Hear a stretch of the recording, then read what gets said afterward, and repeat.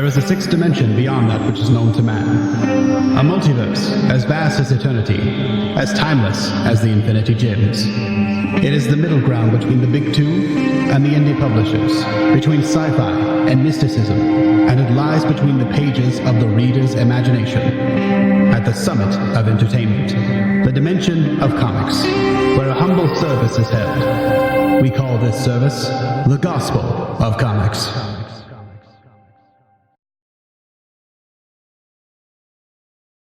Well, hello everyone, and welcome back to the Gospel of Comics. I am your host, the Church of Failure, Leighton Gay, as usual, and with me, as always, my trusty co-host, Ayrton McCartney, who is also Leighton Gay because of me being Leighton and gay.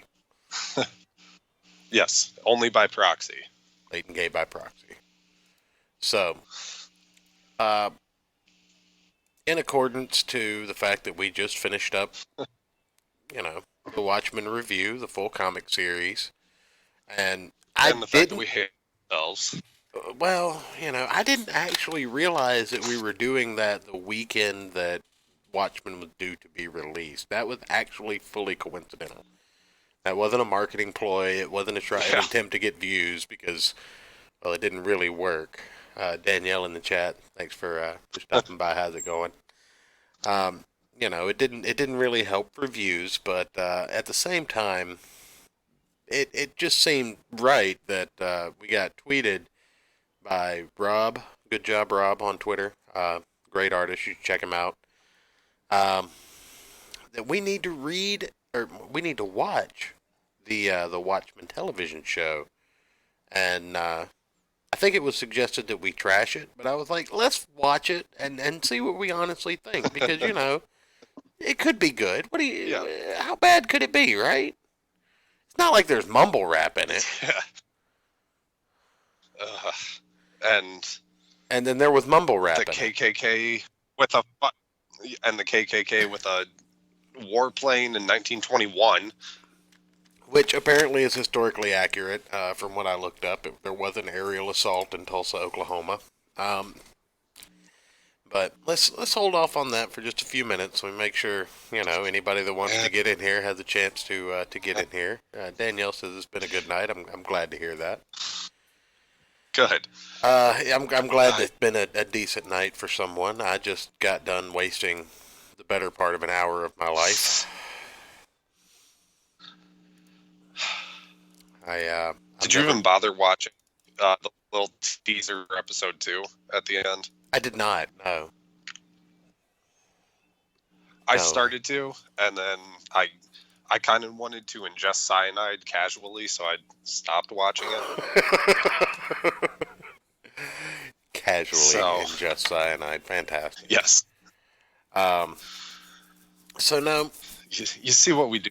You see what we do for you people. If that's not worth at least... Yeah, I did have a fun exchange. Star Wars trailer?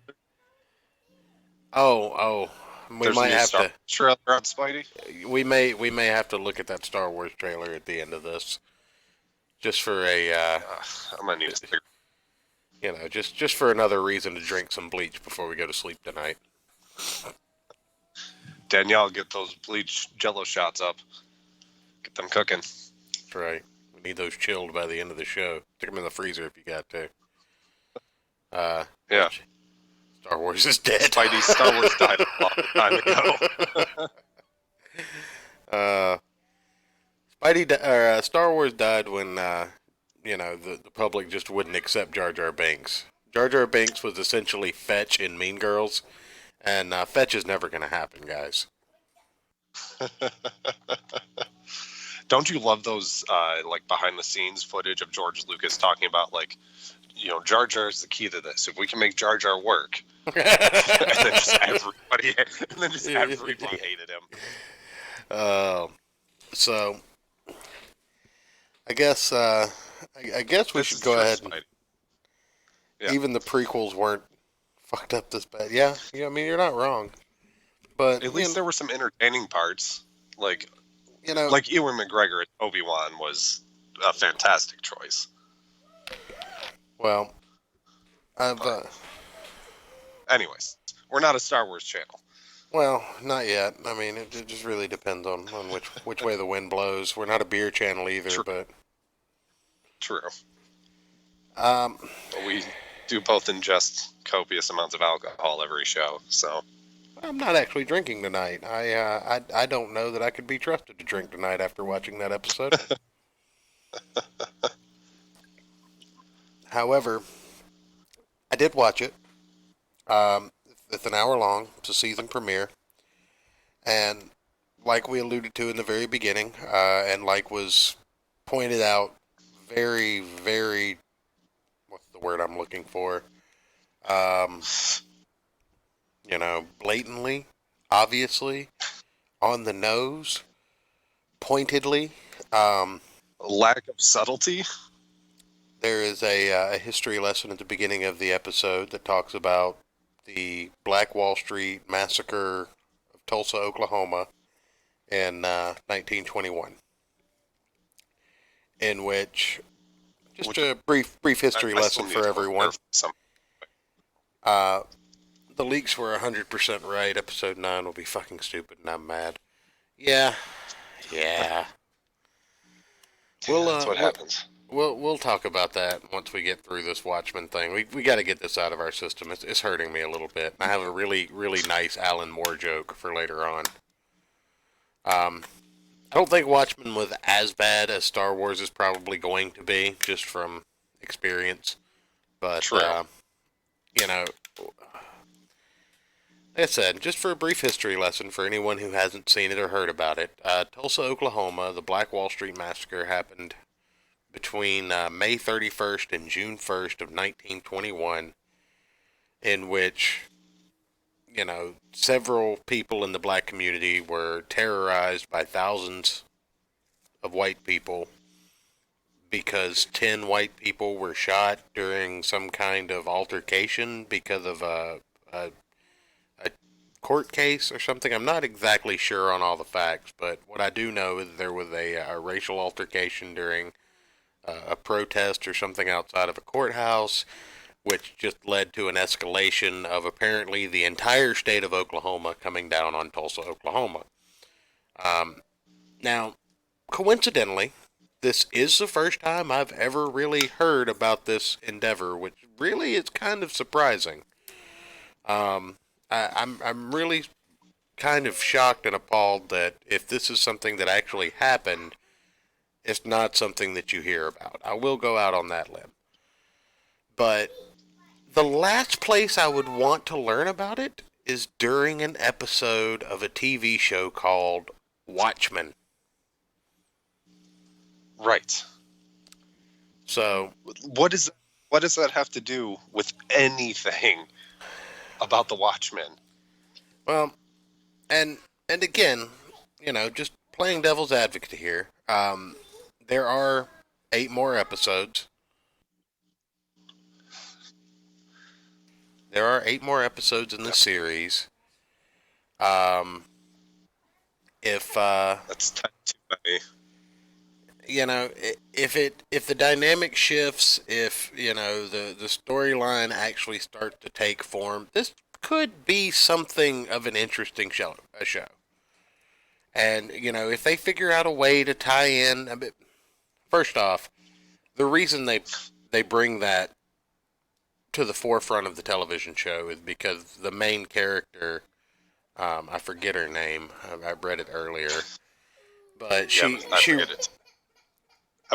Amelia, something like that. Well, she's got a code name. Angela is her name. Or Angela. But her code name is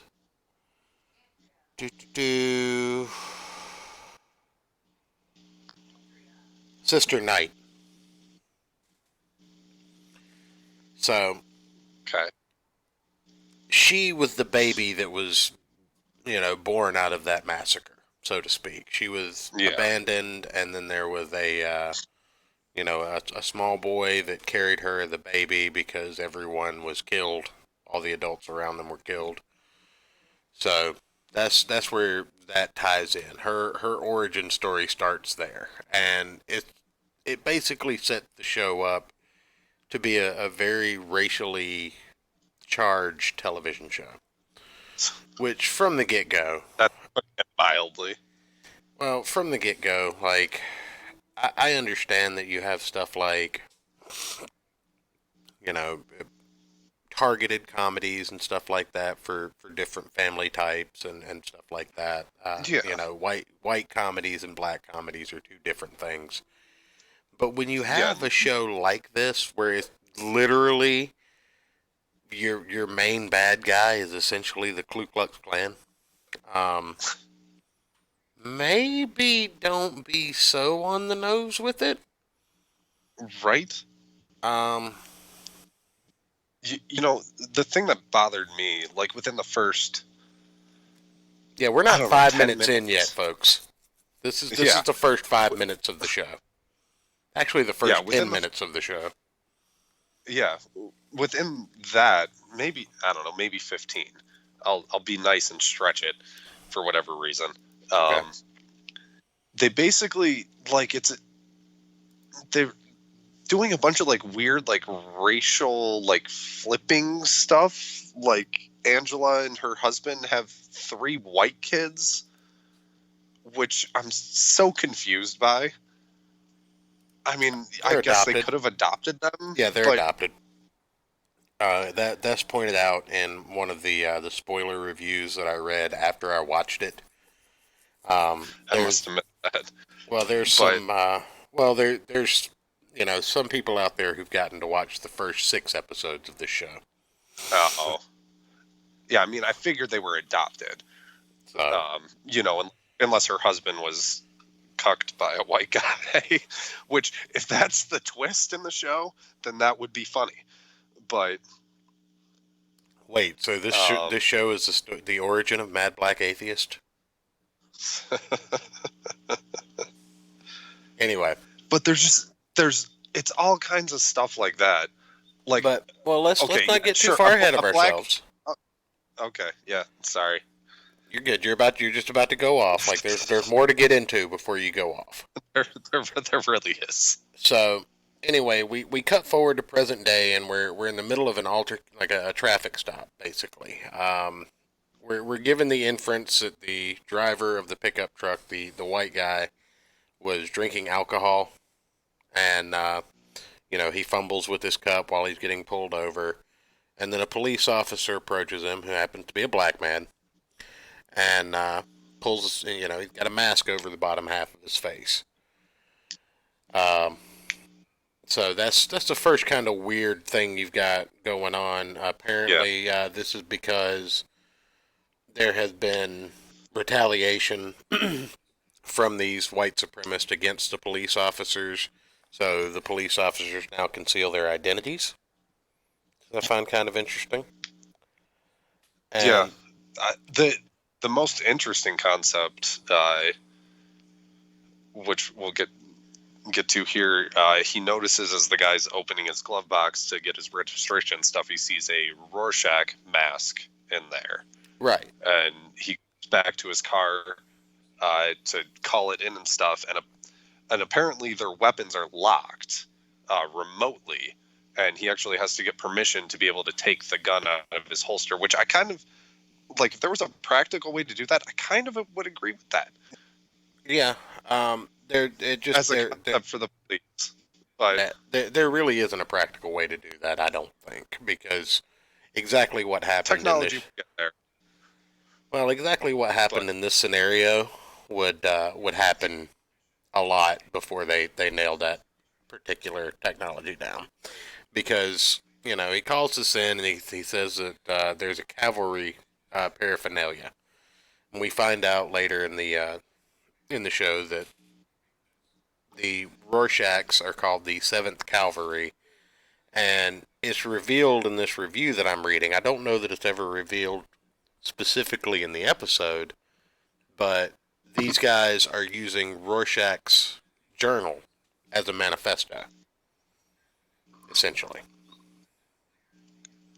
Which, I mean, if it wasn't framed as in a white supremacist overtone, I could get that ploy, yeah. Yeah. Like if they're just domestic terrorists. They're Yeah, just and I mean, anti-authoritarian or something like that, and I mean, or right. I pro-authoritarian mean, even. and reading through Watchmen, like out of all of the main characters, I kind of agree mostly with Rorschach, like his point of view for the most part. So I could see, I can kind of understand how people would, especially, with kind of the ambiguous ending of the comics, uh, where the publisher tells the kid, like, if you want to publish it, go ahead. It's your choice. And so we're assuming that he did publish his journal. Right. But it seems like there's kind of like a disinformation propaganda thing going on. Like, no, that's not true. Like, this wasn't a staged attack. It is something real and stuff like that. So there's kind of like this weird dynamic. Like, I almost got also kind of like as weird as it say, I feel like they're gonna make like the new Frontiersman kind of like an InfoWars, like alt media sort of presence going Like forward a in the show. But Fox News kind I of could thing. be wrong. Well, no, more like a alternative media, like an InfoWars or like, like a right wing. What's the other? Or Ben Shapiro's. I don't know. Whatever it is. I believe it or not, contrary to most people's belief, I am not actually alt-right. But you know what I mean? That's kind of how it seems like they're framing this world. Right. So, anyway, you have this confrontation between these two guys. The police officer can't get to his weapon quickly enough before he gets killed by the man in the Rorschach mask. And then you cut to a school where I forget exactly what the kid said, but it basically is framed as a racist statement. He said, "Did you pay for it with your Redford money?" Okay. And apparently, Redford is a President. He's the president. I think it's supposed to be like an Obama type. Yeah, he's supposed to be like an Obama type presidential figure who I'm assuming like gave some sort of reparations. Is going to be my guess. Okay, that makes sense. So, yeah, he makes the comment. Did you pay for it with your Redford money? The audio in the stream that I was totally legitimately watching this on wasn't the greatest, so it cut out a few times during the show. But I can't really complain. But so you cut over to a classroom where this kid makes a statement, and this woman is there explaining that she's a retired police officer, that she was shot during the and showing them something about eggs. Yeah, separating the yolks from the white. I have no idea. I think it was. I have no idea what she was talking about. Again, I think that was more racial overtone. Like, you can mix some white in with the yolks, but not a lot, kind of deal. Like, that was.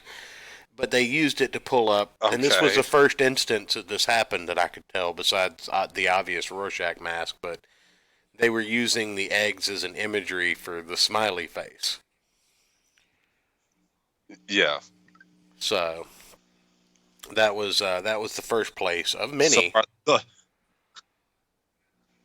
That was the first of many places where they're going to be using to watch. Right. They're going to be using imagery from Watchmen in order to pepper into this show to just say, up, it's Watchmen. To justify calling it Watchmen. Now, you shortly find out that she is not a retired police officer when she gears up in her bakery, this essentially a bat cave. Right? So no explanation where any of this comes from, but she is. Oh, no problem, Knox. Thanks for joining us. Absolutely. Again, thanks, Matt, Christy, Daniel, SJW, Spidey, Danielle, Knox, everybody for joining us.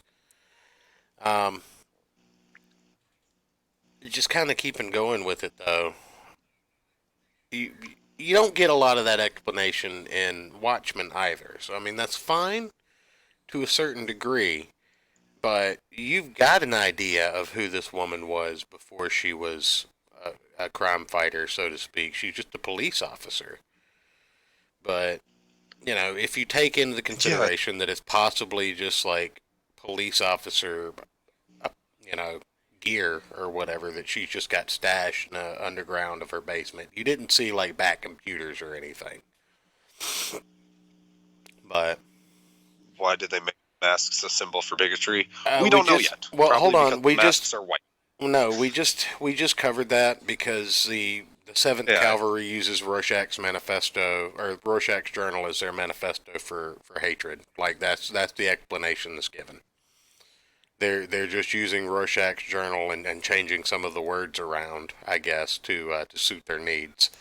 But in one of the videos that are shown after the woman suits up as Sister Knight, which the one of the reviews I read actually compared her to Hooded Justice with the imagery, and I can see it. okay.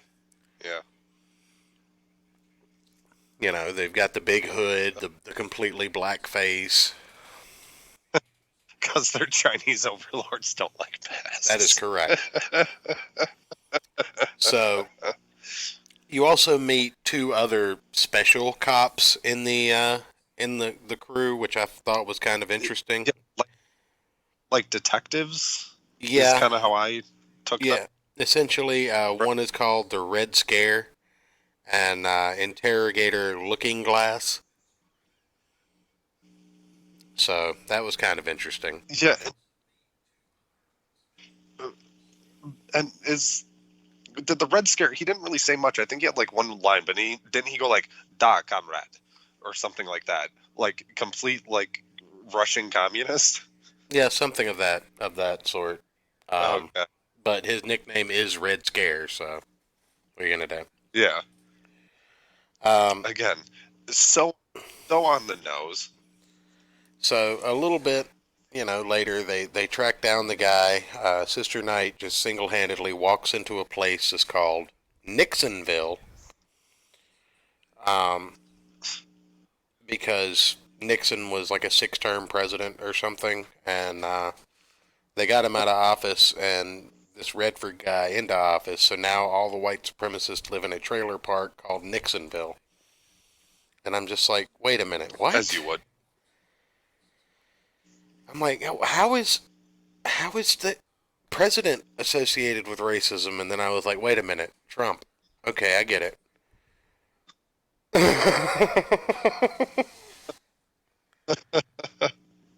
Knox says the interrogator sounded sort of like Tug. Yeah, I kind of picked that up too. I'm not gonna lie. That's kind of a an interesting point there. Hey there. And I'm here to can we ask if you're a member of the white can we supremacist group, the Seventh Cavalry. My Tug impression is shit, by the Oh, way. let's not forget the dude wearing a panda head. Oh yeah, Panda. Yeah, he was the one who didn't Yeah. want to give them their guns. So Yeah. anyway, Sister Knight Anyway, breaks, busts into the trailer park, apprehends the suspect who has an idea of who shot their police officer partner. Okay, so they put him in this thing called the pod and interrogate him. In doing so, they just basically subject him to all forms of propaganda, much like in A Clockwork Orange, just flashing images over and over, reflecting off this silvered mask. yeah, And and it's weird stuff too. It shows like a black family, then it shows like Nazi imagery, then it shows yeah, the like Rorschach ink blots, like not mm-hmm, the mask. mm-hmm, Like it's yeah, really weird. yeah. But this is their interrogation technique. So the interrogator finds him to be very likely a white supremacist. At which point, is apparently Yeah. the okay for a police officer to carry him into a bathroom and beat him severely in order to gain information and then potentially kill him because you don't see him again, and blood seeps out of another part where Watchmen imagery comes in. Uh, Yeah. Blood and water seep out from the stall where she's beating him. And I'm just like, wait a minute, isn't this against the current message in 2019? Like, aren't we supposed to be against this police brutality shit by now? But she's a strong black woman who don't need no man. I mean, apparently, and she's got a badge, so she doesn't need no law either. Yeah. But And that's kind of that's the other thing I want to put, like, kind of talking about that flipping things around all weird. Like, sure, if the woman wants, has, the better paying job and career and stuff, and the guy wants to stay home with the kids to be able to actually, like, be with them and raise them and stuff, sure, go for it. But it doesn't come across like that in their family dynamic, right? Like, it kind of comes across as she was like, you're going to stay home and I'm going to work. There's nothing you can do about it. Screw you. Right? Did you get that vibe? I mean, I did, but of all the other things going on, that didn't bother me at all. It was just kind of a thing. It just kind of like kept stacking, like just every little thing. Honestly, after the mumble rap, like literally 10 minutes in, I was just like, nothing can get worse than this. I'm getting a history lesson followed by mumble rap. This is, it can't get any worse than this. This is the worst thing ever. I mean, so it's one of those things, like, whoever the writer was for this particular episode, like, have you not heard of subtlety? No, they haven't. That's why they also pointed out that they had to make sure that you knew they were sending a message for weeks up to the release of this episode, so you knew it wasn't ironic. So, Knox says one of the things that irked him is they had to call all black production of Oklahoma Black Oklahoma. And I'm like, I kind of get it. Oh, yeah. Because I think I guess this is as good a time as any to mention it. A little bit later on in the episode, near the end, you're introduced to a random rich person, it seems, who drives up into a castle and is greeted by two servants. Yeah. And, is greeted by two servants who call him Master. And, they celebrate an anniversary with him and give him a cake, which he cuts with a horseshoe. Did I catch that correctly? Well, they hand him a horseshoe, and he kind of looks at them, and it's Jeremy Irons, who is a great actor, and he's like, "This is a horseshoe." They're like, "Oh, would you prefer a knife?" And he just kind of like looks at them and just like picks up his fork and like takes one bite out of it. Yeah. So. But I believe that is Adrian Veidt. That's what I'm thinking, yeah. But, earlier in the episode, you saw a newspaper saying that Veidt was confirmed dead. So, yeah. there's a little more. Yeah, there's going to be a little. Right. If that's who that is, then, there's more to it than what we're seeing so far. So, again, it leaves it open, but anyway, he's given a cake and a gift because of some kind of vague anniversary, and they give him a small pocket watch, to which he decides he's going to, make a play called The Watchmaker's Son, which I'm guessing is a reference to Dr. Manhattan, but it makes me think that he's the guy that did Black Oklahoma as well. And maybe that's how they're going to tie it together. Like, this is something that he's done. Maybe he's just a playwright now. I don't really get it. But yeah, when they did the pocket watch thing, I was like, well, this can't be John, because they No. showed him on Mars earlier in the episode. He's still fucking around on Mars, like building sandcastles and knocking them down. Yeah. Yeah, Laurie and Dan Dryberg dyed their hair blonde and moved and fucked off somewhere. And then Rorschach's dead. So really, like, it has to be Veidt.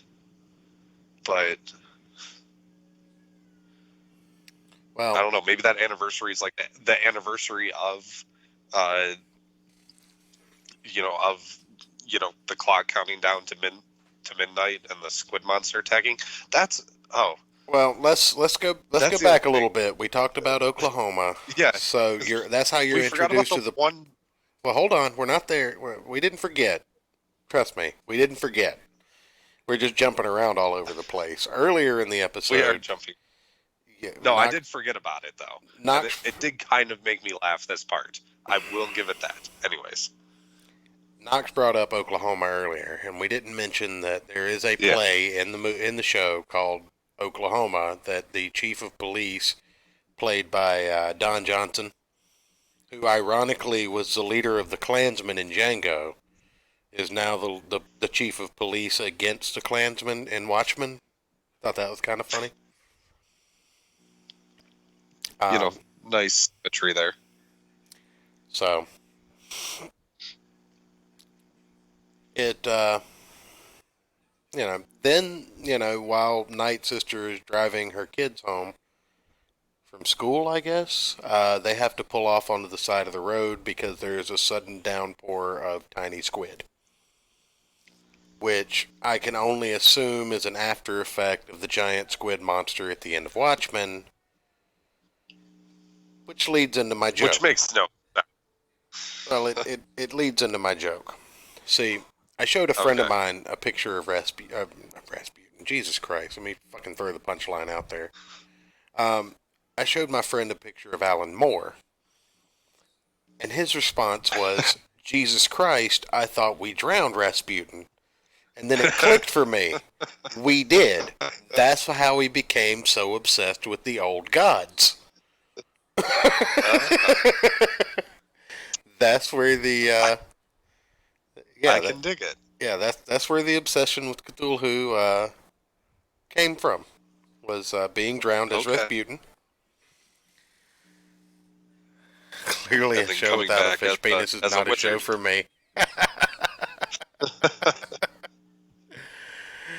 I'd not be sure I'd want to watch any of this first episode, to be fair. I don't blame you, but yeah. So there's a downpour of baby squid, which we can only really assume is an after effect of the attacks. Because that makes sense. Because a squid monster like a giant duck monster is going to show up and then it's going to rain baby ducks for the next 20 years. Because that makes fucking sense. Right. It actually would be 30 years at this point, wouldn't it? 40 almost? Yeah. Okay, fair enough. So, still, that is not the point of my absurd analogy, sir. Well, anyway, back on topic. The fish monsters rain down, and you actually kind of get a piece of that later on in the episode when they're doing the interrogation, because the interrogator, one of his questions is, do you think that the attacks were all government hoaxes? Referencing the squid attacks or whatever.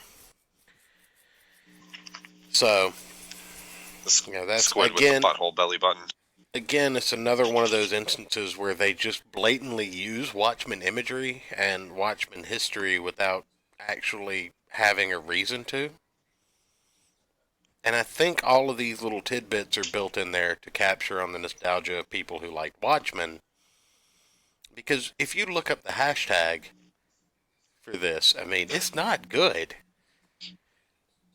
There's a certain subsect of people that really, really like the fact that it's virtue signaling the Tulsa Massacre, which, you know what, it's fine. I personally, this is post Watchmen, yes. I personally think that historical event definitely needs to be talked about, especially during any time when you're talking about pre-World War I history. It definitely should not Right. be spotlit in a episode of The Watchmen. Like, I don't think that a lot of people are going to learn that that actually happened from this episode. So if that was your end goal, maybe it works if you just want maybe 10% of your viewing audience that didn't already know about it to know about it. But Right. it's I mean, not a like, I good knew about it, hook. It's and not a I good was like, hook. yeah, yeah. Like I've heard about it, I've read about it before, and I'm just like they open with that. Well, it starts with that weird like black and white, silent film, and then all of a sudden it starts with the attack, and then you're like, what? Right. And, Where's all the like airships and well, meth pipe cigarettes and crazy people in that costumes and shit? that comes up because once the Night Sister has brutally beaten a suspect to get information out of them, which is completely fine with all of her subordinates. And again, I've watched shows like The Shield where they do that and you're still rooting for that guy even though his good cop friends are just like, no, that you shouldn't have done that. Right. You know, I don't really like it when all of the police are okay with, well, let's just beat on this guy for a while. It's fine. Nobody's going to care. And I'm not just saying that because he's a white supremacist before this gets clipped out. Like, I'm not, I promise. Like, I don't like it when they just, We're anti-police brutality as a and whole. as a whole, because it is current year. Right. I don't like it when I see cops abusing their power. I think Right. the fact that you're You know- trying to make people root for cops that abuse their power in this show is probably a mistake. It's fucked. Yeah. I'd rather read Neonomicon again than watch this. I knew I'd find something. Now we have to review the whole season so I can make you suffer. God damn it. See, but then that's just torturing yourself. I will go through a lot to make your life miserable. Apparently. But anyway, they go off to the cattle farm where it's been explained that's where the white supremacists are hiding. They're taking batteries out of watches. Interesting. Don't quite know why they're doing that, but they're doing it. Because they're the Watchmen. Oh, Jesus fucking Christ. Well, okay, with how the writing went in the rest of the episode, do you really doubt that that's where they came up with that idea? Oh, let's use watch imagery. Yeah. And, Dr. Manhattan's dad was a watchmaker, so, it all ties together. Probably. And it won't offend China, because they use watches. I hate everything about this. Anyways. The police, are discovered trying to break into this place, so they all take this white pill, and you're like, wait, what the fuck are these pills? Are they taking superpower pills? And I figured they were. Sure enough, two of them get away, one of them gets killed, and the one that killed the officer is cornered and captured.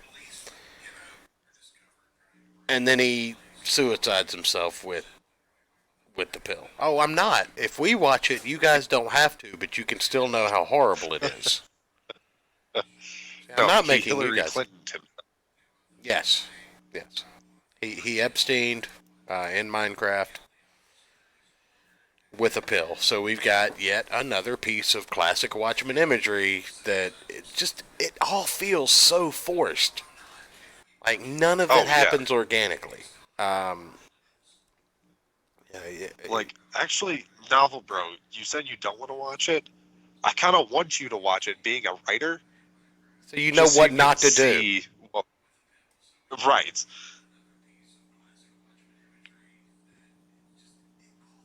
And,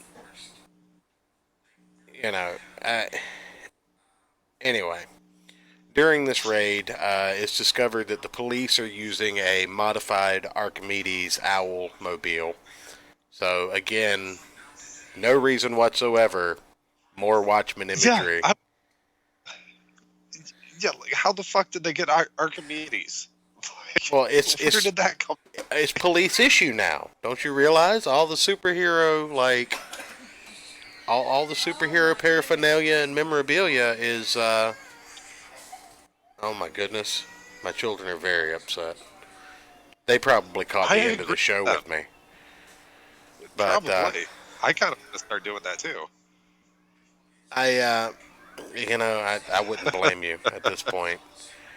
But no, at a certain point, it's just too on the nose with all the Watchmen imagery. Like, it doesn't happen organically. It's not earned. And I think that bothers me more than anything. So they capture the bad guy. He commits suicide. They fly off and catch a plane in the Archimedes mobile. Use the flamethrower of all weapons to bring it down. Because that's the iconic shot. I was so pissed about that. Like, really? Yeah, it angered the shit out of me. So, like, seriously, you assume they still have all the technology from Dr. Manhattan, right? Like all the other airships and everything else he helped create. Why do you have to use the goddamn Archimedes with the flamethrower? And it just has police written on the side of it, right? Yeah, something like I don't even know if it says that on it. Yeah, it does. Oh, okay. So, even they need to be high to act this writing. Yeah, probably. It all seems so on the nose. And then out of nowhere, Don Johnson is driving home and with no setup whatsoever that we're going to take down the, we're going to take down the chief of police. We're going to take down Night Sister, any of that. The group just somehow knows that, the cops got their buddies, even though none of the buddies escaped with their lives. And by the end of the episode, they've hung Don Johnson and brought back the kid that carried Night Sister away from the wreckage in the very beginning of the movie. The end. Oh, is that guy? Is that who that guy was? Yeah, you saw the note. Yeah, the note was visible in that shot. Oh, okay. I must have not been paying attention. And well that's enough by that point in the show. Yeah, that's it. That's all you get. There's a phone call to Night Sister. We know who you are. She goes off to meet the person, and Don Johnson dead hanging from a tree. That's it. Yeah, I remember that. That's the show. There's no explanation as to where the 7th Cavalry comes from. There's no hook whatsoever in this show. No one thing jumps out at you and says, okay, this is why you need to come back for the next episode. Except more squid rain? Yeah, more squid rain. I mean, maybe they'll explain how the world's smartest man didn't have a contingency plan for fucking baby squids raining for the next 40 years. Which still makes no sense. No, all the police wore the yellow mask. Those are like your beat cops. Yeah, that's your beat cop mask. Get different masks. Yeah, you apparently get your own persona when you graduate. How do these people get their jobs? I'm assuming on the casting couch. Not the actors, the writers. I'm assuming on the casting couch. Look out, whoever hired them. In 10 years, they're going to Me Too you. But probably. It just... the writing was lazy. The acting wasn't very good. Well, I feel like some of the acting was actually decent. I'm not gonna lie. The acting, I don't think this is the actor's fault. I don't think that the actors did anything less than what they could with what they had. Right. I mean, we didn't really get to see that many characters besides Angela, the chief of police, and then I don't think that Jeremy Irons. I don't see how we didn't get we got to see plenty of characters. We got to see absolutely zero character development. Okay. You get this there wasn't girl who a goes from major, being like, a baby to showcase. going to be the main superhero in the show, and you basically give her Batman's origin story. My parents died in a race riot, so now I hate white supremacists. I can get that. That's cool. How did you develop the skills to do that? Where did you decide that that's what you were going to do? You know, why does the police force I guess. model themselves after the Watchmen? Why do these white supremacists use Rorschach's journal? When did that happen? It just Yeah. there's plenty of shit that happens. There was no world building, no exposition, Yeah. nothing to explain where we're at this point in time and what's actually going on. Let me just address Knox. So the cops wore a mask and struck fear into the hearts of people. You know who else wore a mask and struck? Oh God. And actually, it's not quite like that. The cops are wearing masks, and you guys came in a little bit late, so I'll repeat it. The cops are wearing masks because there was an incident recently with the 7th, not recently, but in recent history of this particular universe, that the 7th Cavalry, the white supremacist group, had targeted police officers in their homes. So from that point onward, all police officers disguise their identity, basically, except apparently for the chief of police. Who has like a unit outside his house at all times, if I gathered that correctly. I guess. I don't really know. It just, there's no hook. There's no development. The story just doesn't grab you. And the shameless use of just Watchmen imagery, like, I'll go out on a limb and say this even. You write this story and you take away every bit of the Watchmen imagery, you might have something decent. Because you've got all that time and screen space to actually tell your story. Yeah. But even then, without the Watchmen trappings, the writing's too on the nose. Like I said, there's no subtlety behind it. The dialogue is just so bad. What did she say at one point? Like, I can pick out a white supremacist a mile away. He smells like bleach or something like that. Something like that, yeah. Mrs. First Church, off, bleach is yellow. Mrs. Church in the chat says, "I didn't think she was the baby. Isn't she too young?" From everything that I'm picking up, she's the girl in the beginning. She's the baby in the beginning, and the older guy in the wheelchair is supposed to be the little boy. Because that's 1921. The Watchmen comic took place in what, in the 80s? Mm-hmm. And this is supposed to take place however many years later. She'd be dead. Nah, apparently not. Either that, or she maybe she's the daughter of that person. Again, you don't know. It doesn't tell you. Right. Yeah, it leaves you to infer that she's the baby. Anything. Yeah, until you start thinking about it, you're like, well, something ain't working right. Yeah, the boy in the beginning is 105, yeah. I mean, I'm not disagreeing with you. I think it was just a bad stylistic choice. Yeah. But again, they had the opportunity in the next 8 episodes to just explain it away. Oh, well, you know, there's a procedure where you can keep your youth for longer. Thanks to Adrian Veidt. Whatever. Okay. But none of that is given in this first episode. They give you an hour's worth of disjointed story. Nothing. They give you an hour's worth of, and I think it should go without saying that the director of this show was also, largely responsible for Lost. So I think like anybody. the shitty part lost. I think they were the creator.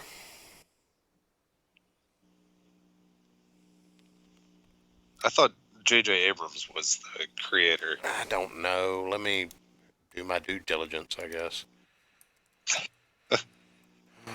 Watchmen, HBO. You know, because he likes his whole little mystery box thing. So. Well. Oh. Well. You know, Look he also what I likes to found sit on his here. hand and let it go numb and give himself the stranger. Uh-oh. What'd you find here? Oh, God. Oh, boy. I found something. Interesting. I'm scared. You I'm should scared. be. Here we go. Don't you put this evil on me, Ricky Bobby. I'm putting it on you. Just let me just set up the screen share. We'll set up the screen share here so you can see what I see.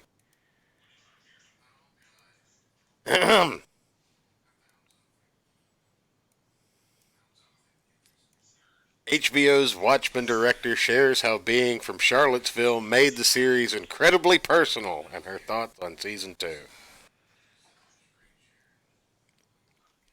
Oh, fuck off.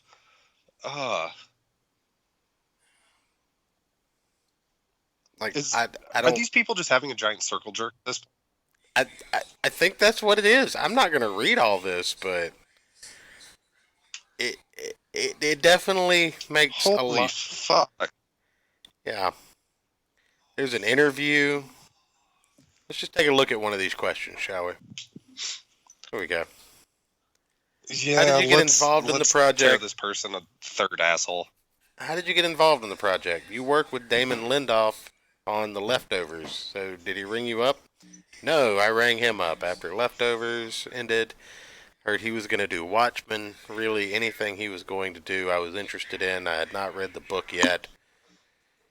Oh, I don't think you've read the book Clearly. yet. I think you watched the movie and earmarked your favorite scenes. Yeah. Ooh, flamethrowers. Those are cool. Yeah. Fuck off.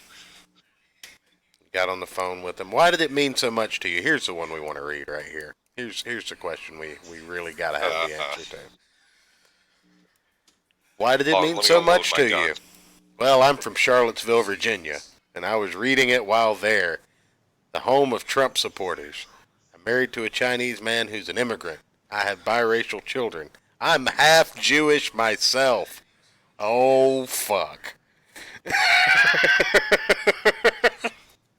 What does any of this have to do with Watchmen? Bro. Why? Do it, novel. Give us your line. I need it. I need it in the chat. So the events of Charlottesville, the 2007 Unite the Right white supremacist rally.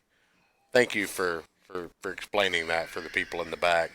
Don't let them examine it and find out what it was for themselves. Just make sure you tell them that it was a white supremacist rally. Absolutely the cause of everyone that was there. There was no one peaceful unless they were, on your side. Unless they were an ally. No one was there without being a Rorschach. It was a wake-up call. It was always there. But the Band-Aid that was on the thin veneer disguising it had been pulled away. It felt very personal.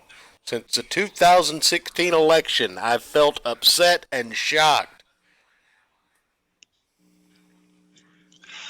And as an artist, I didn't know what I was to do with this energy. When I read the Watchmen script, I said, this is it. This is tackling everything I want to talk about. It felt very important while also being very cinematic. Wildly ambitious and entertaining to have an African-American female lead, Regina King. It was just radical. Jesus fucking Christ. Did nobody see Catwoman? But it's not radical anymore. Did nobody see Catwoman? I mean, I know it was terrible, but it was a strong female lead. Did Gal Gadot not do anything? Like, is that not a thing? You know, I usually don't vote in elections just because it's a pain in the ass to vote up here in Michigan.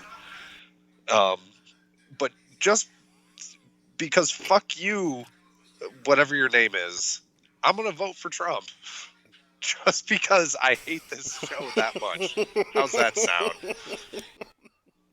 Shows like this are the reason we're getting 4 more years.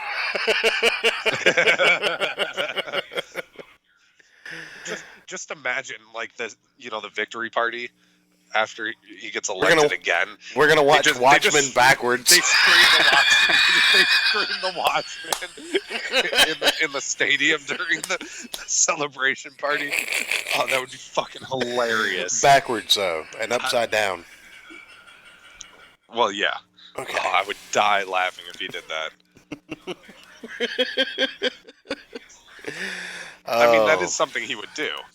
So, I originally looked that up, but Damon Lindelof worked on The Leftovers and Lost.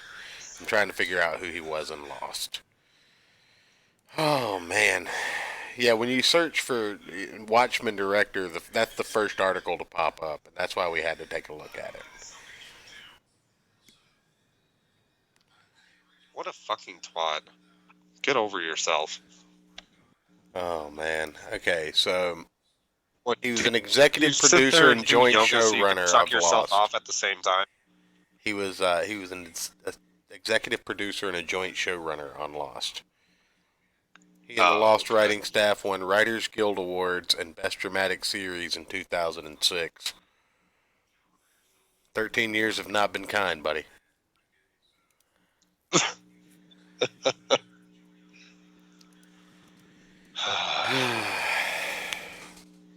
So,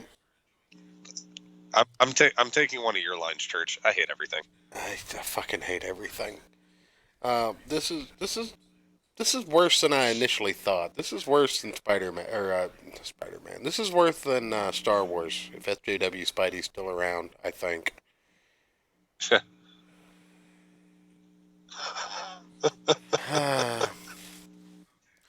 Well, everyone that Mrs. Church in the chat. Well, literally everyone that thoroughly enjoyed it that I could gather didn't actually talk about anything other than the history lesson about white on black violence. Yeah. Oh, imagine my shock. Yeah. So, I mean, I can understand why this would be divisive, and is yet another example of apparently HBO saying we don't want white people to enjoy our shit. We're gonna call them bad. Yeah. There would just be a thank you tweet from Trump giving them credit.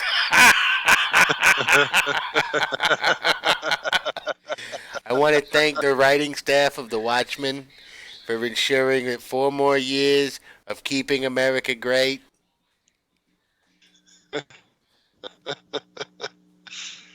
This is... We should at least touch on. Thank you, it's HBO. not about, like, the... Very cool. We have the best ratings. The show is tremendous. Sorry. Go ahead. I'll shut up. And, okay, it's not the race thing that makes this so shitty. It's the fact that they're calling it Watchmen and are completely missing the point of the original story. And to think what you could do in today's climate with a Russian or communist or whatever, conflict. Like it's more than that. It's perfect. The moral ambiguity. You have 2 different extremes with, Dr. Manhattan and Veidt, and then Rorschach are 2 totally separate extremes on the moral philosophical spectrum, and you have Dan and Laurie right there in the middle, kind of torn between these 2 extremes, being close to all of these characters. It's so much more than your basic superhero, punchy explosion story. It's so much deeper than that. Well, it's very political. Go ahead. It is very political. But these writers basically set the graphic novel on the floor and took a giant Taco Bell shit on it. How would it make you feel if I defecated on the American flag? Right. That was one of the interrogation questions in the show. I'm not making this up. No, we swear to God, the cop with the silver mask asked the suspected white supremacist, "How would you feel if I took a shit or if I defecated on the American flag?" And he said confused. Kind of that? I would be confused by that. Just like I was confused with it being okay to beat a suspect in front of your superiors. Right. You know, you go to the back alley and you do that shit. Like, you don't have the chief of police being okay with it and then want me to root for him? Come on. Right. I can root for you doing it. That's fine. But I can't have your superior, like, it has to be you being, like, the bad boy. It has to be you, like, doing what needs to be done. Yeah, like the rogue. Not just, oh, this is just acceptable behavior. Anybody else want to come in here and beat this dude's ass? Nah, cool. Okay, I'll take care of it. Yeah, take a number. Now serving number 7. Basically. But What the fuck? that interrogator is Tug from now on. Hey there. How would it make you feel if I defecated on the American flag? I wonder if I can pay him to say that. Probably not. I'm gonna ask. You should. I'm gonna ask if I can donate $5 to just get a soundbite of him saying, "Hey there."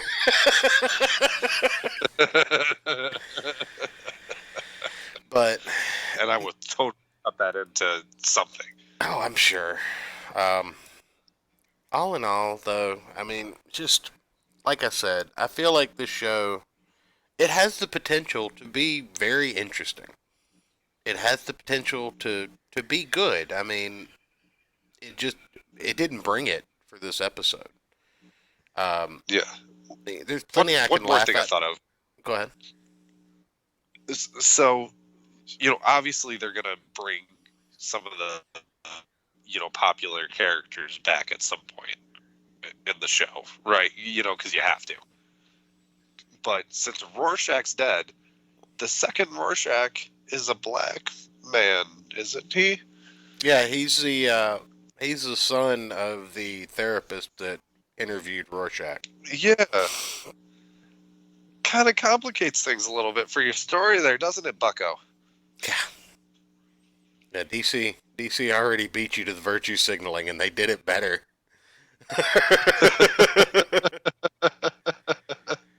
But I don't know. I said it has, like, it needs one of two things. You either have to really, really, really stretch to figure out what you're trying to get across and make sure that comes across in spades in the second episode, or you just need to take away the Watchmen trappings from it.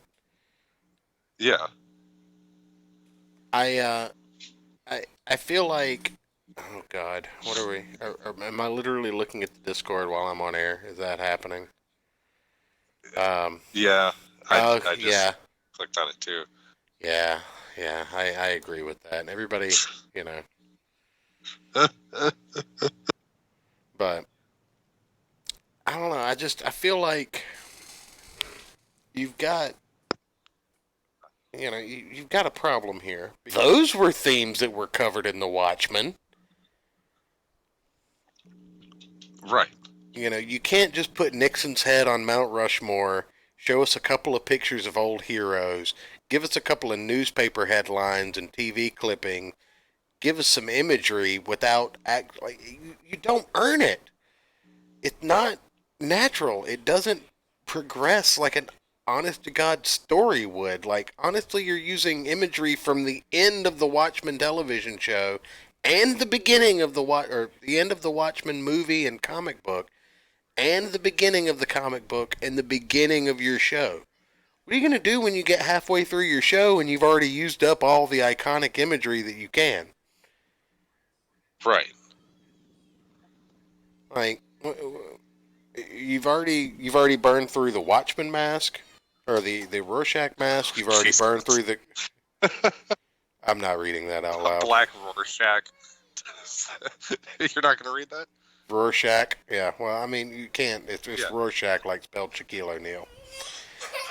But no, you've already used up Rorschach, his mask. So you've already used up his journal. You've already used up probably Adrian Veidt. We already know what's going on with Doctor Manhattan. It would seriously devalue the show if you went back into using Doctor Manhattan to make it more interesting. Yeah. And all of these things could have been avoided. You just space it out. Call it You earn it. Or just don't call it Watchmen. They still got that big blue, you know what? Yeah. I just hope it doesn't come to that. And if somebody paints themselves blue and runs around with their junk out, I'm done. I'm out. It's over. For the sake of integrity, I can see myself watching the second episode. But if it doesn't get any better, I'm probably not even gonna like review it on the show or anything like that. I may just do a quick segment where I talk shit about it and say, nope, never got any better. That's our whole segment. Yeah, that's it. Little Rorschach. Yes, I 100%. Oh, Jesus fucking. Maybe that's the name of the mumble rap artist from the beginning of the show. Little Rorschach.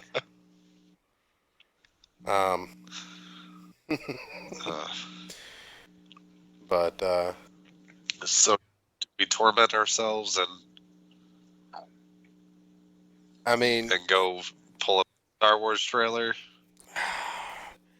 I'll or do we I'll, just go I'll, crawl into a hole and die now? I'll put it to the chat. Do you guys want to go over the Star Wars trailer real quick? You guys want to see what anguished SJW Spidey so much when he first got here?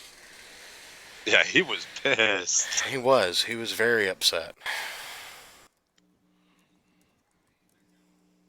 See, I don't watch this crap. And Like not I don't pissed do. like you are. I don't watch this stuff. Like I find out about things from people in Discords and on Twitter, and I'm like, maybe that's interesting. Ozymandias is an idiot. He thought the stupid plan would work or would matter. Uh, yeah. I mean, that's probably the overall point of the entire show. To be completely honest, is that's probably what it's going to come down to. Oh Yeah. God, aggressively relaxing says Star Wars trailer was dope. That's that's a different opinion than what we had earlier. So I guess we have to look at it. Jesus Christ. All right. I guess we're having some disagreement in our chat tonight. Well, What's gonna happen? So let me. Is this it? Is this Sunday. In the Gospel of Comics chat. It's actually Monday. Monday. I know.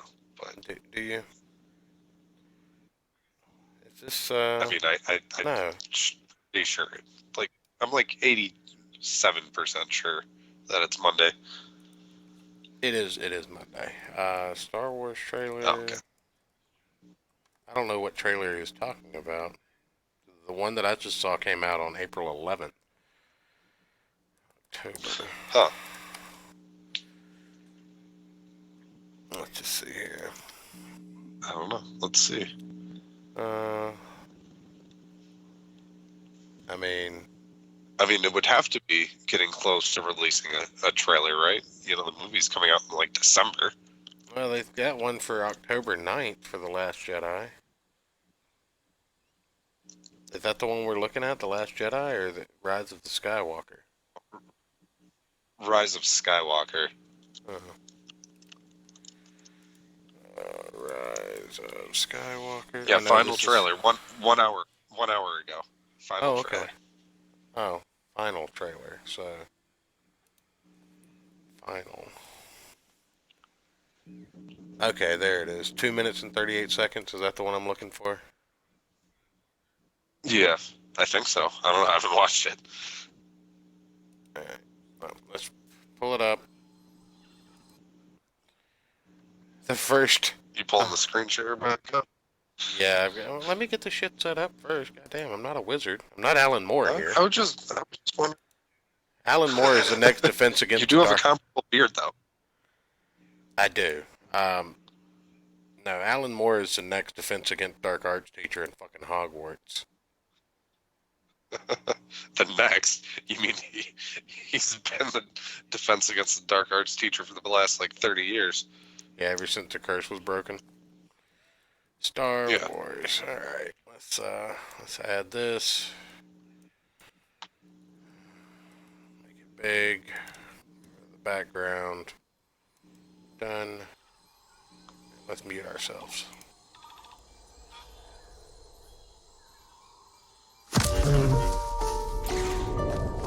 It's an instinct.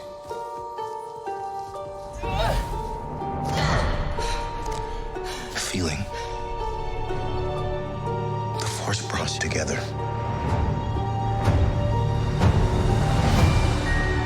We're not alone. Good people will fight if we lead them.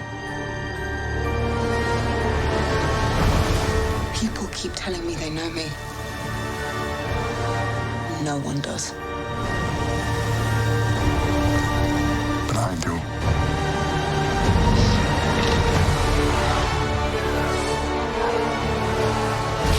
Long have I waited.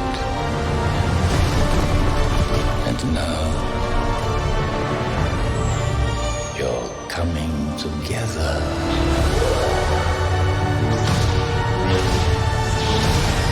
Is your undoing.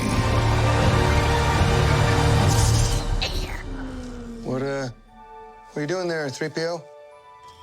Taking one last look, sir, at my friends.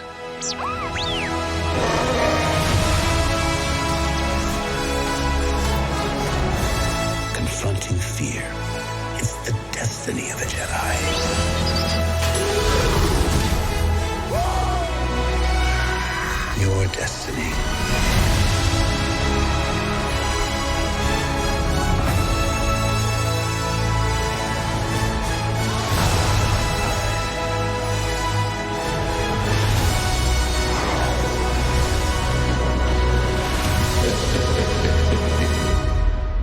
The Force will be with you. Always.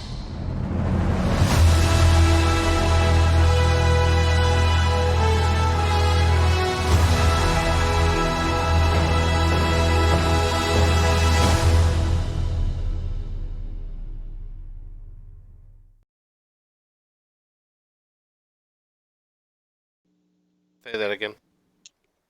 Oh, well, that looks dumb. Uh, And what the I hell, William Hurt? What is with your score? What is with your score for that? That's awful. who? What are you talking about? The composer uh, for like, I don't know, that was the first thing I noticed. Is he tried to make the Star Wars theme all like big and bright and epic, like a Lord of the Rings thing. But I thought this is supposed to be like it's the end. There's like crazy shit gonna happen. He should have like made it darker. He should have switched the main melody Uh, of the theme to like a relative minor, make it darker, more muted and stuff. That would have been more impactful. But I mean, here's the thing. If you like Star Wars, the most recent iterations, you're probably going to enjoy this. Um, apparently, you should also probably go to rehab and stop doing so much cocaine. I don't begrudge anyone liking the new Star Wars. I'm not invested in these characters. I could care less. Like, Not at all. when I saw the prequels, I was invested in Anakin. You know, I was invested in how this seemingly perfect little boy turns into Darth Vader. Do I think they could have been done better? Absolutely. Was that Dawn of... What is DOTR, Matt Christie? I'm not sure what that is. I'm not sure. But I don't begrudge anyone the new Star Wars. Personally, not a fan. Don't care. The most interesting Star Wars thing that I've seen was The Force Awakens, I think is what it was, with the monk guy that had the Force but wasn't a Jedi. That was pretty cool. Oh no, you're talking the Rogue One, I think. I'm assuming that aggressively relaxing is trolling really well now. That's what I'm going for, because Rey is awesome, second best Jedi next to Kanan Jarrus. You know, I'm not gonna begrudge you liking the new movies if you do, but you can't just be wrong like that and expect me to be okay with it.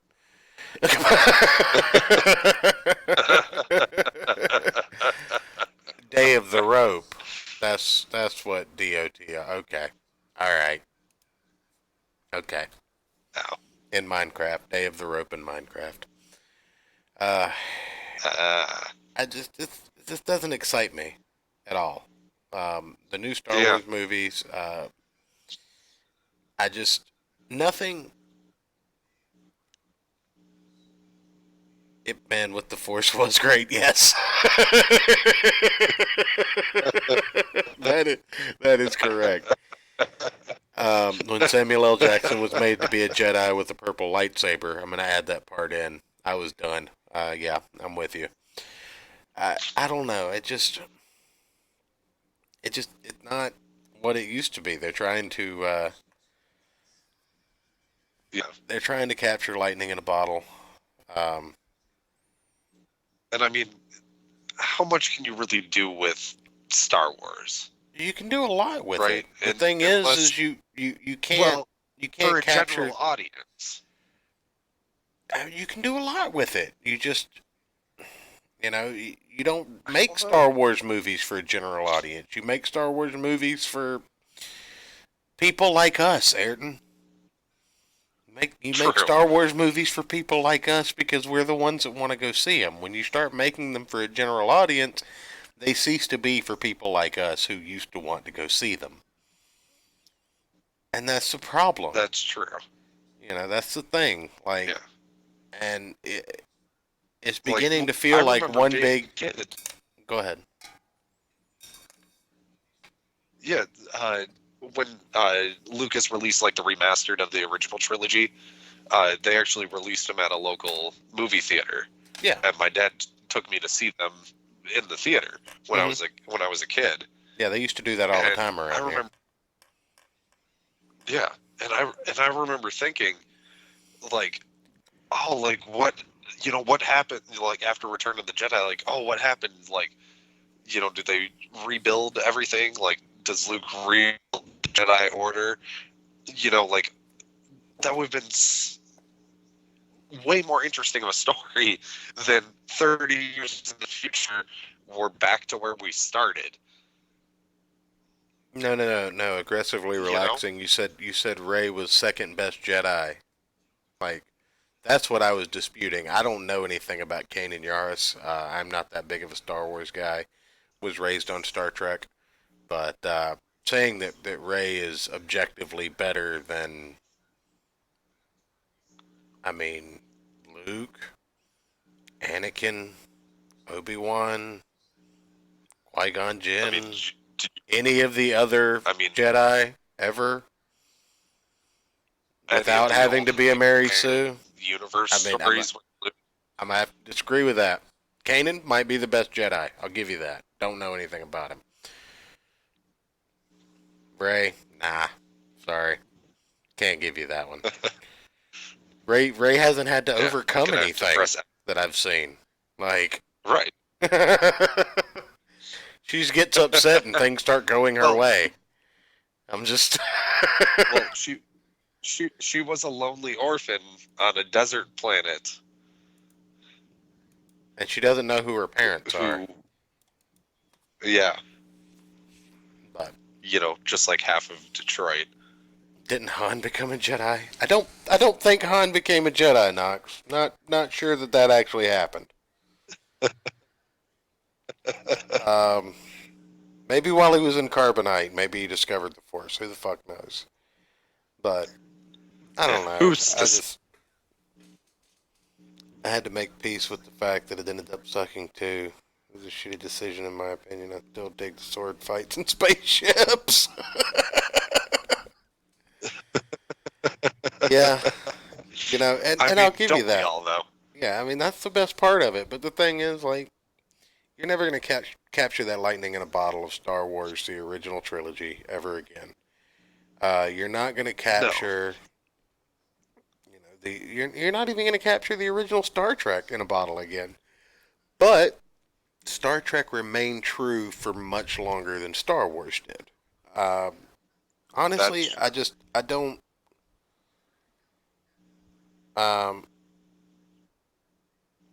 Oh, he had to make peace with the fact that Luke ended up being shitty. Yeah. I mean, in comparison to Obi-Wan, I'll give you that, but still, Rey, no, not even top 5. Sorry, I just don't like the character. I like. I mean, she's not a character. I like the Twi'lek better. I can't remember her name, but the Twi'lek with like 2 lightsabers, she's pretty cool. I'm not sure. She was in the animated series, but which Mrs. Church mentioned in the chat above. Go ahead.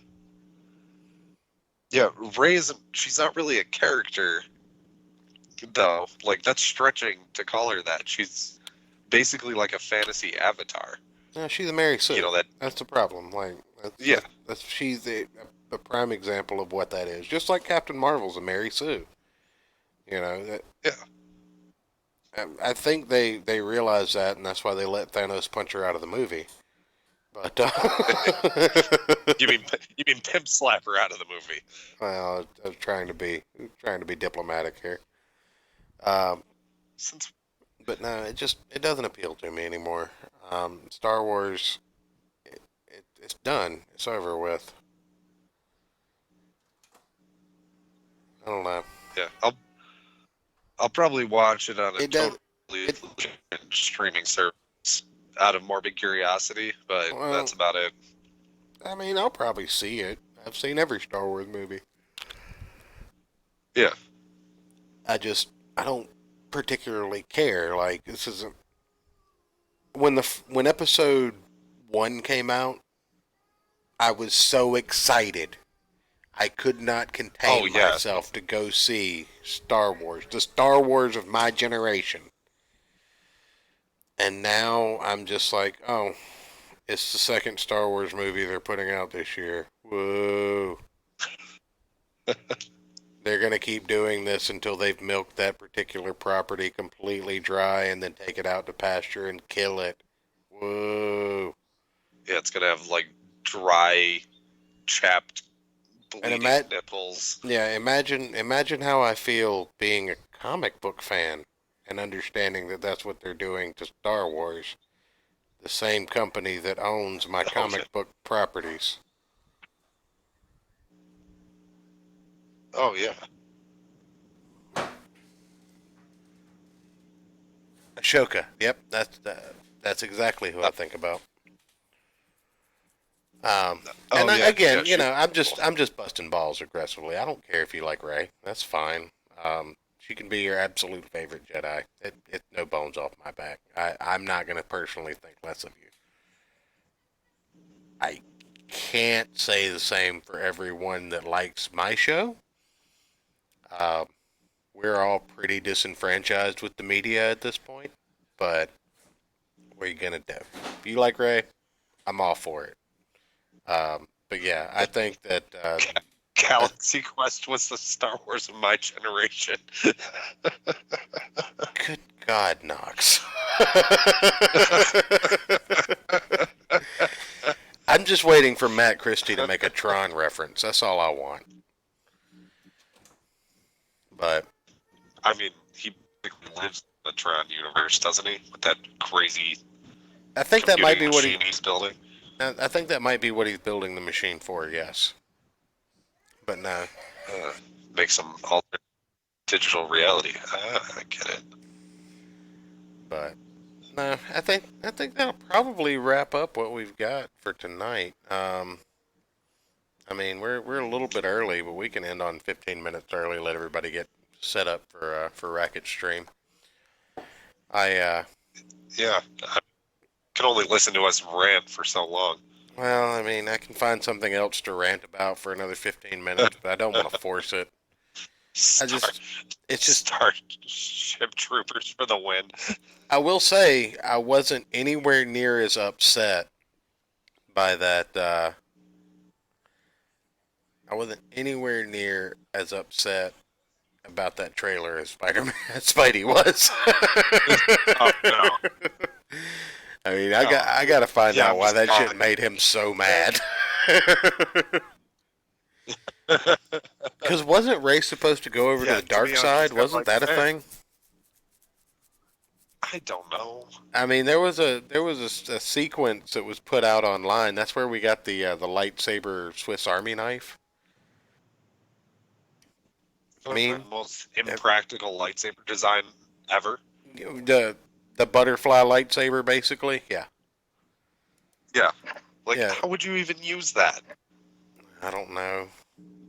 But yeah. Yeah, I guess Spidey ducked out a little early. Yeah, I was curious what made him so upset. It made me just kind of go like, all right, whatever. I mean, there was a point in it where I just kind of went, yay, but you know, that's just me being a dude. Yeah, it's finally over. No, I just Our suffering's done. I said gay. Oh. Shoot.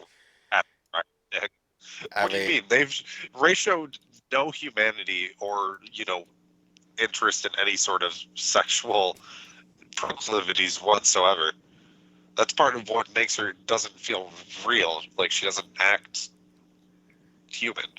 Like, you see a development in the original between Han and Leia and, like, this, sexual tension throughout the movies and stuff, and it makes them feel like real characters.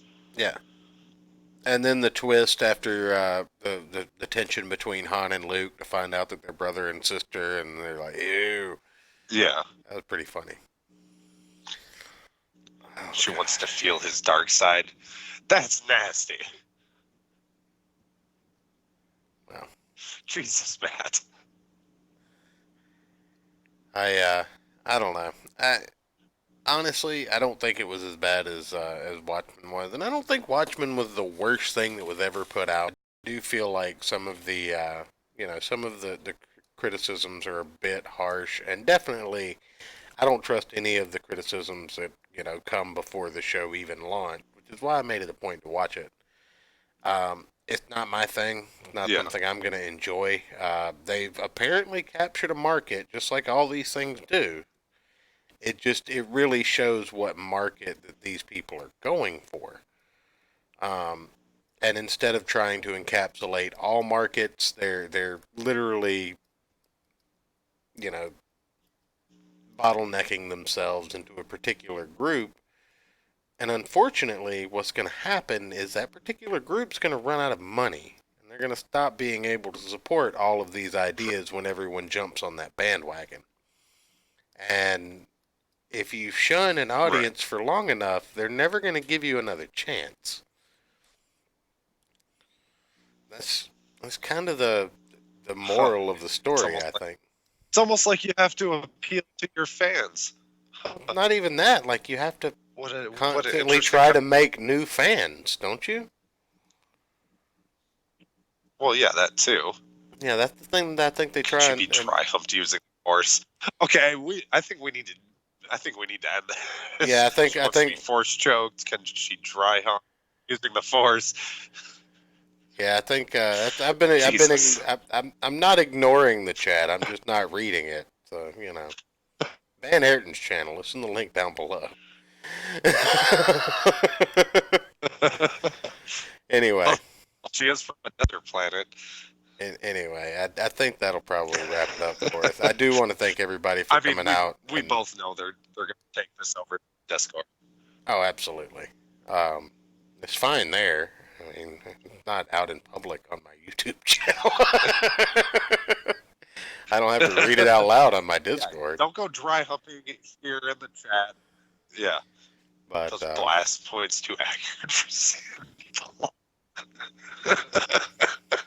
Jesus fucking Christ.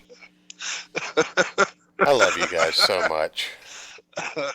And with that, I think that'll wrap up the show for tonight. I want to thank everybody for stopping by and listening to us go on about the Watchmen and the new Star Wars trailer unexpectedly. So, everyone, have a great night. Thanks again. Age restricted. Yeah, we are. Absolutely. Good night, everybody. Age restricted, probably copywritten. Yeah.